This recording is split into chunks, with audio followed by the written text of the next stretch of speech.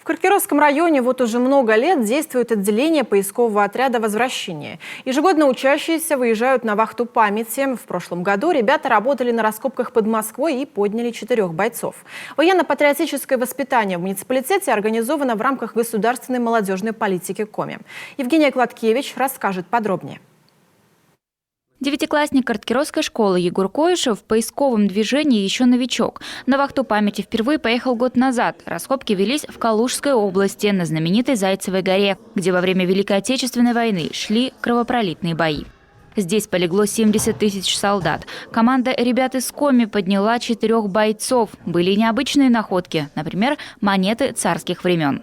В наше-то время, наверное, очень нужны, так как нынешнее поколение начинает забывать про ужасы, про подвиги наших дедов, прадедов.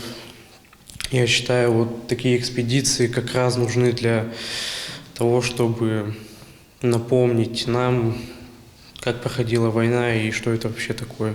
Поисковый отряд «Возвращение» был организован в 2008-м студентами СГУ. А затем уже его отделение появилось на базе Каркировской школы. Тогда к поисковому движению подключились не только старшеклассники, но и ученики 7-8 классов. Преподаватель ОБЖ Дмитрий Панюков возглавил отряд 7 лет назад. С тех пор «Возвращение» поменяло не одно поколение. И многие из ребят, которые уже давно закончили школу, время от времени напрашиваются в поездки.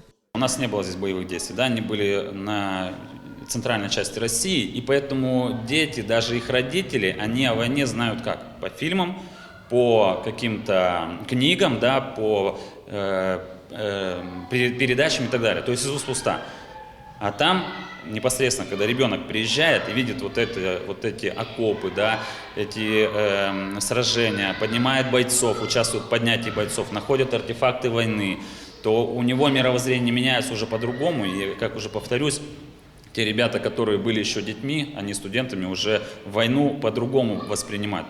В экспедиции настоящие полевые условия. Пищу ребята готовят на костре, живут в палатках. На территории раскопок обычно располагается целый городок поисковых отрядов. Одновременно в одном месте собираются до 17 регионов. Сама поездка довольно затратна, говорит Дмитрий Панюков. С финансированием помогает местная администрация. Безусловно, мы всегда поддерживаем и вообще искренне благодарим всегда Дмитрия Александровича за такую работу. Я считаю, что это просто колоссальная работа в его организации, проведении такого рода мероприятий, в организации такого объединения «Возвращения», потому что оно уникальное и вообще, в принципе, единственное в нашем муниципалитете.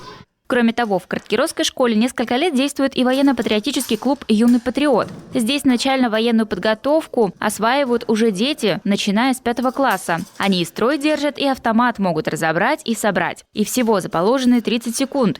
Ежегодно показывают хорошие результаты в военно-патриотических играх «Орленок» и «Зарница». Евгения Кладкевич, Северин Арпа, Вячеслав Беспалов, телеканал Юрган, Каркировский район.